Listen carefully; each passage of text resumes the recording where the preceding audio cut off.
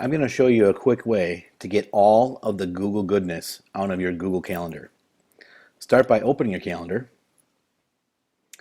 Once it loads, mouse over to the gear settings, and before we even click on the gear settings, you have to know that this feature has to be enabled by your admin control panel, which is usually somebody in the IT department or in another administrative role.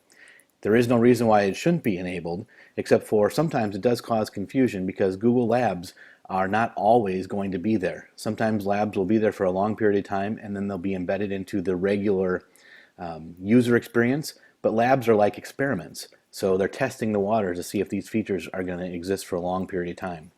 So click on the gear, click on Labs, and you'll see that there are several of them, and I'm going to go through these and enable them. Hide morning and night. I don't need to see what's happening at 3 in the morning on my calendar all day long.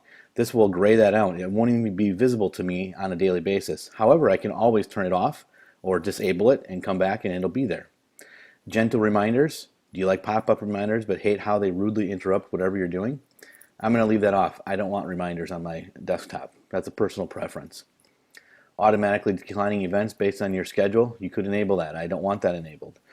Event attachments. Yes, I want that. Event flare. Hey, pick me up at the airport and I can put an airplane next to that. These little event flares, they're pretty cool. I'm going to enable that. Who's my one-on-one with? When I schedule an appointment and I only have one person, it might say lunch in my calendar.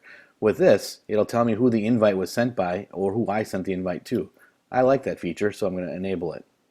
Google Calendar by default can't see the year view. Sometimes that's handy.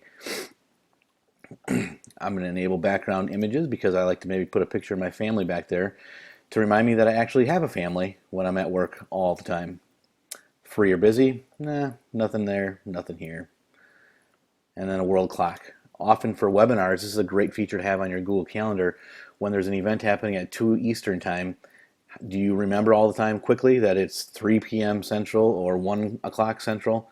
This little calendar widget will help save you some tardiness from time to time. And then click Save, and that will record your labs.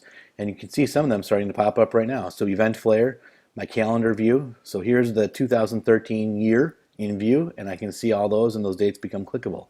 I love that feature, especially inside of a school calendar. Keep your eyes open for new labs because they do change, and eventually some of these labs will be embedded within the everyday user experience.